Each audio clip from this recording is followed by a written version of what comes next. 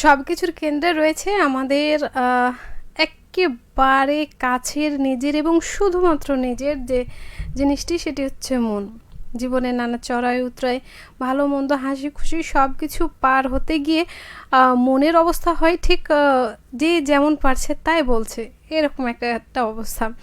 কখন যে রোদ বৃষ্টি, কখন যে কুয়াশা, কখন যে বসন্ত, ঠিক মনেই জানে সেটা কখন সে অনুভব করতে পারে। এই যে ভালো লাগা আর ভালো থাকা আর ভালো না লাগা আর ভালো না থাকা মনের সাথে যে প্রতিনিয়ত চলছে। আচ্ছা, খবর নিয়েছেন কি মন চটজলদি ভালো করার কি উপায় আছে? হ্যাঁ, আর যাদের মন খারাপ কিংবা যাদের হুটহাট করেই মন খারাপ হয়ে যায় তাদের মন ভালো করার টেকনিকগুলো যদি থেকে থাকে অবশ্যই জানাবেন। আমি আছি এপাশে। নতুন পুরাতন সকল বন্ধুকে স্বাগত জানাচ্ছি মনের আয়না অনুষ্ঠানে। লিখে ফেলুন আপনার কথাগুলো। বলছিলাম যে চটজলদি মন ভালো করতে আপনার কাছে থাকা উপায়গুলো কি? আচ্ছা, মন খারাপ হয় কেন? বিভিন্ন কারণেই কিন্তু মন খারাপ হতে পারে। যেমন হচ্ছে, আপনি সারাদিন যে কাজটি বা যে পরিকল্পনাটি করেছিলেন গতকাল সেটি আজকে হলো না, বা যে কাজটি করার জন্য গিয়েছিলেন সেটি হয়নি। কেউ আপনাকে বকা দিয়েছে, পড়াটা হয়তো আজকে ঠিক মতো হয়নি, পরীক্ষাটা ভালো হয়নি, কিংবা আপনি যদি দোকানে থেকে থাকেন, বাজারে থেকে থাকেন, সেখানে আশানুরূপ কাজ হয়নি।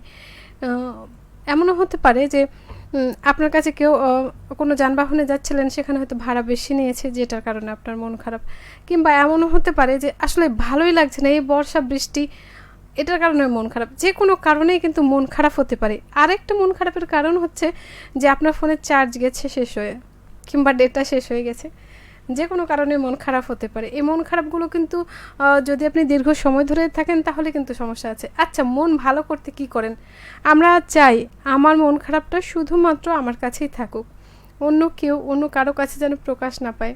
মাঝে মধ্যে মনে হয়, ইস, আমার এই মুহূর্তের রাগটা, এই মুহূর্তের অভিমানটা যদি কেউ দেখতো। আসলে আমরা মানুষরা এইরকম একটু খুঁজি কোথায় একটু ভালোবাসা, স্নেহ এবং ভালো থাকা, সেই জায়গাটা আমরা সকলেই খুঁজি। আপনি এই মুহূর্তে কি খুঁজছেন? লিখে ফেলুন। আছি এপাশে, থাকছি কিছুটা সময়, কারণ ঘড়িতে বলছে 6টা বেজে 2 মিনিট 50 সেকেন্ড হয়ে গেছে। তো লিখতে ভুলবেন না আপনার কথাগুলো।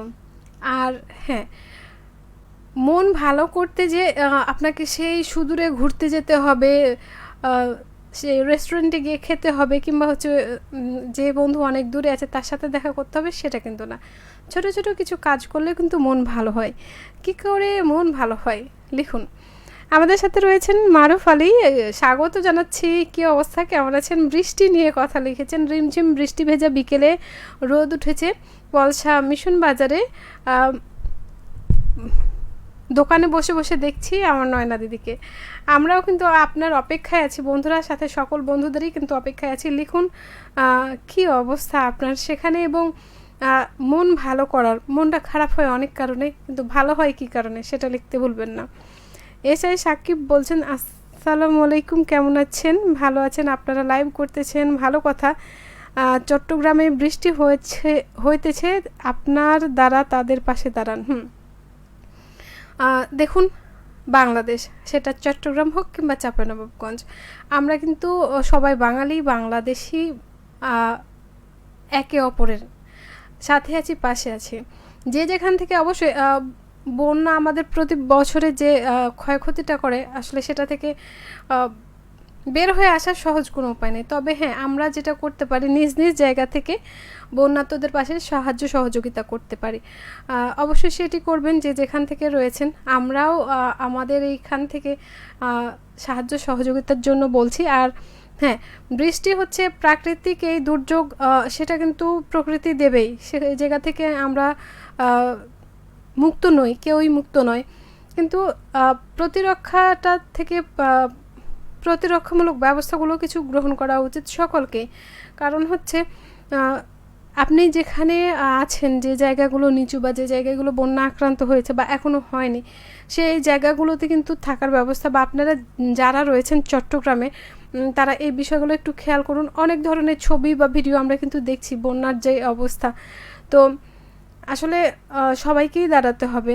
শুধুমাত্র যে আমরা মুখে বলছি সেটা না, কাজেও করে দেখাতে হবে। অনেকেই আছেন যে সাহায্য সহযোগিতা করতে চান কিন্তু সঠিক মাধ্যমটি পাচ্ছেন না। তারাও কিন্তু যোগাযোগ করতে পারেন আপনার আশেপাশে যারা সেই এলাকায় রয়েছে তাদের সাথে। ধন্যবাদ সাথে থাকার জন্য। আপনাদের কী অবস্থা সেটা কিন্তু লিখতে ভুলবেন না।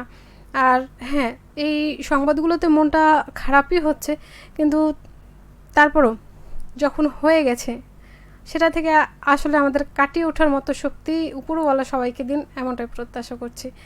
কথা হচ্ছে যে যদি মন খারাপ হয়ে যায়, চটজলদি মন ভালো করার উপায় কী, সেগুলো লিখতে ভুলবেন না। হ্যাঁ, আমাদের সাথে বন্ধুরা আসছেন বা আসবেন, বা হয়তো বা ব্যস্ত রয়েছেন যানজট কিংবা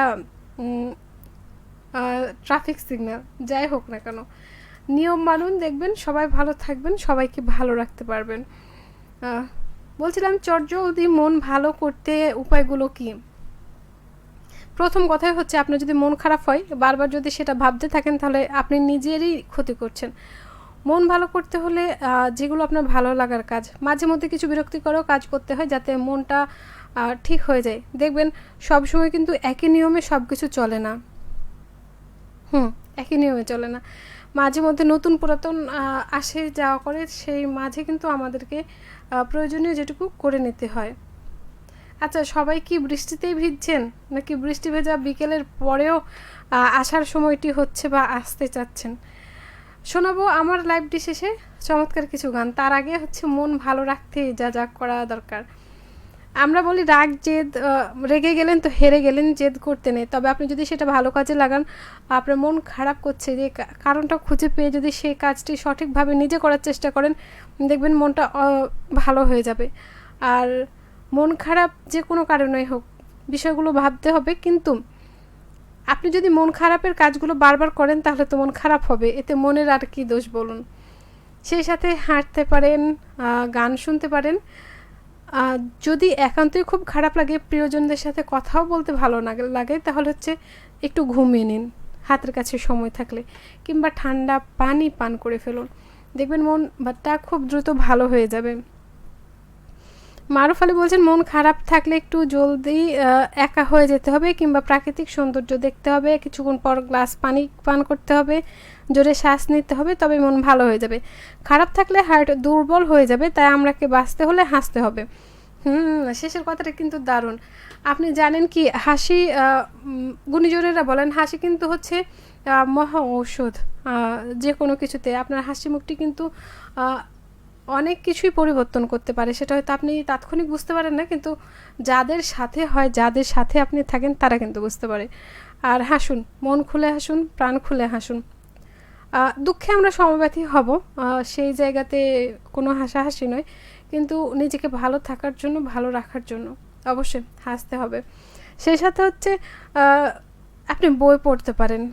যদি মনে হয় এটি হচ্ছে না, তাহলে আপনার কাছে থাকা যানবাহনটিতে একটু লম্বা কোথাও ঘুরে আসুন। লম্বাটা নেই, কোথাও দেখা দেখি নেই, কোথাও থামবেন না, 10 মিনিট 15 মিনিট হেঁটে আসুন, ঘুরে আসুন, বেরিয়ে আসুন, প্রাকৃতিক আলো বাতাসের সাথে মিশে এসে থাকুন, দেখুন ভালো লাগবে।